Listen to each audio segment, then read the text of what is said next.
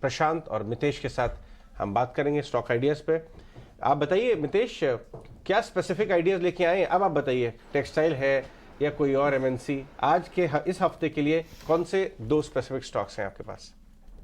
Based on the system और method 3 stocks है जहां पे एक री रेटिंग हुआ है और एक बड़ा ट्रेंड जो है वो अगले 1 से 3 महीने में अनफोल्ड होगा। पहला है बिरला सॉफ्ट।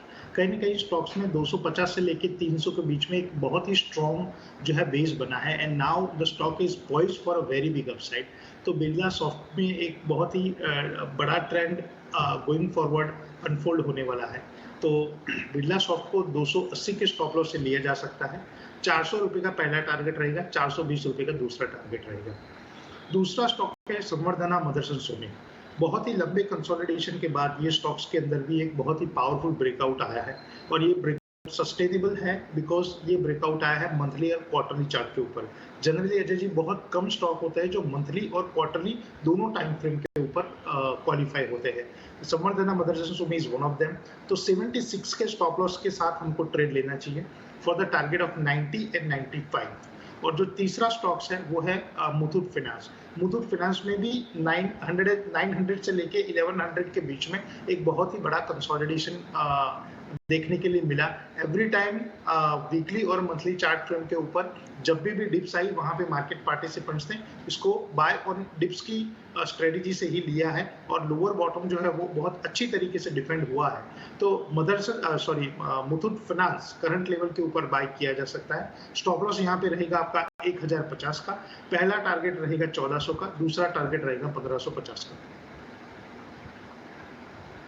ये मितेश की तरफ से उनके स्टॉक स्पेसिफिक रिकमेंडेशन है। प्रशांत, आपको बाजार का अंडरटोन बुलिश लग रहा है, इंडेक्स वाइज भी आप बड़े लेवल्स 18,800 की भी बात कर रहे हैं, स्टॉक स्पेसिफिक भी क्या पॉजिटिव मोमेंटम, खरीदारी की कॉल्स होंगी आज के लिए?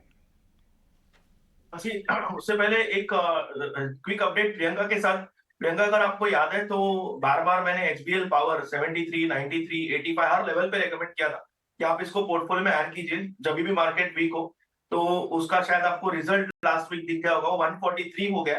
तो मेरी एक अपडेट होगी जिन्होंने भी ये ट्रेड फॉलो किया होगा, ये इसमें आप करीबन 40% प्रॉफिट बांध लीजिए और बाकी जो ट्रेलिंग स्टॉप लॉस है वो स्ट्रेट 120 पे लाके रख दीजिए। आपकी पोजीशन फिर भी आपको 50% रिटर्न देगी अगर ये ट्रेलिंग स्टॉप लॉस हिट हो जाए।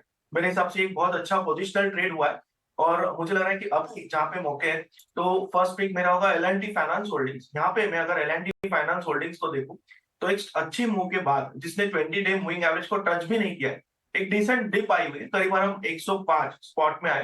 मैं यहाँ पे 101 101 क्लोज बेसिस का स्टॉप लॉस स्पॉट में रखूंगा। जो मेरा टारगेट होगा वो 112 से लेके 114 के आसपास होगा। मुझे लग रहा है ये एक अच्छी पिक हो सकती है। नेक्स्ट पिक जो मैं देख रहा हूँ वो होगी पिडिलाइट। मुझे ओवरऑल ये स्ट्रक्चर काफी पॉजिटिव लग रहा है और यहाँ पे जो मेरा स्टॉप लॉस होगा वो स्पॉट में 2575 2575 होगा। जो टारगेट मैं देख रहा हूँ वो 2690 से लेके 2700 के रेंज तक होगा।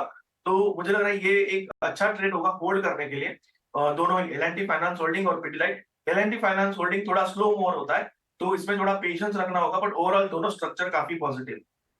पैनल पर अब कुश बोहरा भी जुड़ गए हैं, उनका स्वागत करते हैं। गुड मॉर्निंग कुश, नया हफ्ता है, नई शुरुआत कर रहे हैं, क्या इंडेक्स को खरीदेंगे आप और साथ ही स्टॉक्स में फिर क्या खरीदारी की ही कॉल्स होंगी, क्या स्ट्रैटेजी बना रहे हैं इन द न्यू वीक?